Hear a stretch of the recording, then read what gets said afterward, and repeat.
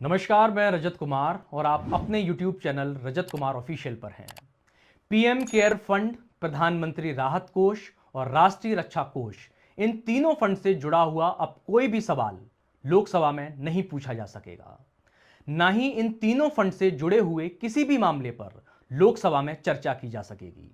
यही नहीं, इन तीनों फंड से जुड़ी हुई कोई भी जानकारी सार्वजनिक नहीं की जाएगी, क्योंकि प्रधानमंत्री कार्यालय यानी पीएमओ ने लोकसभा सचिवालय से इन निधियों पर सवाल उठाने के लिए साफ तौर पर मना किया है। 30 जनवरी को प्रधानमंत्री कार्यालय ने लोकसभा सचिवालय को लोकसभा कार्यवाही के उन नियमों का हवाला दिया जिसके अंतर्गत सरकार से सवाल नहीं पूछे जा सकते हों। लोकसभा के वो नियम 41(2)(7) और 41(2)(8) हैं। आसान भाषा में कहें, वे मामले जो सरकार के दायरे में नहीं आते हों, उनसे जुड़े सवालों के जवाब देने, जानकारी देने या उन पर चर्चा करने के लिए सरकार जिम्मेदार न हो, ऐसे मामलों पर सरकार से कोई सवाल जवाब नहीं किया जा सकेगा। कांग्रेस ने पीएमओ के इस फैसले पर तीखा हमला करते हुए कहा कि सांसद जनता के प्रतिनिधि हैं, उन्हें जनहित के सवाल पूछने से क्यों रोका जा रहा है।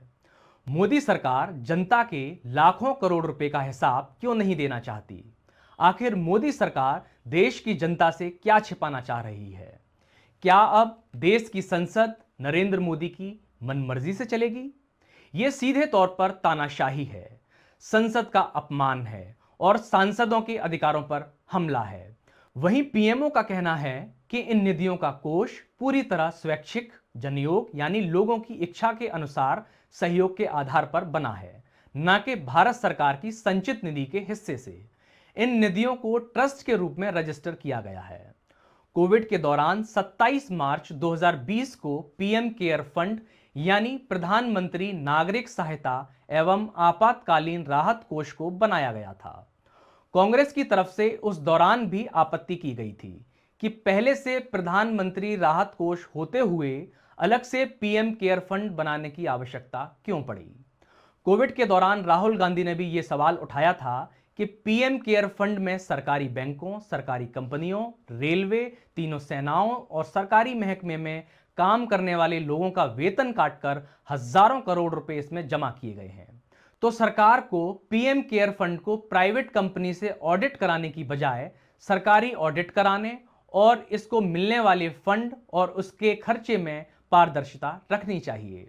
कोविड के दौरान पीएम मोदी ने देशवासियों से अपील करके इस फंड में मदद करने के लिए कहा था, जिससे इस फंड में तब एक साल में 2021 तक लगभग 11,000 करोड़ रुपए जमा हुए थे, जिसमें सरकारी कंपनियों के अलावा प्राइवेट कंपनियों और तमाम बड़े उद्योगपतियों से लेकर फिल्म अभिनेताओं ने भी सहयोग किया था।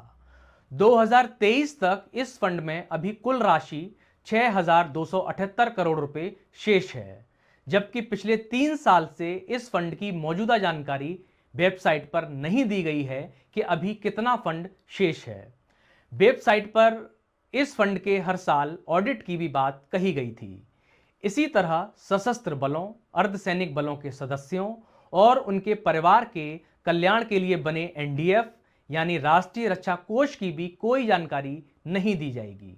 इस विषय में आप क्या राय रखते हैं, कमेंट बॉक्स में जरूर बताएं। हमसे जुड़े रहने के लिए रजत कुमार ऑफिशियल को सब्सक्राइब भी कर सकते हैं। नमस्कार, मैं रजत कुमार।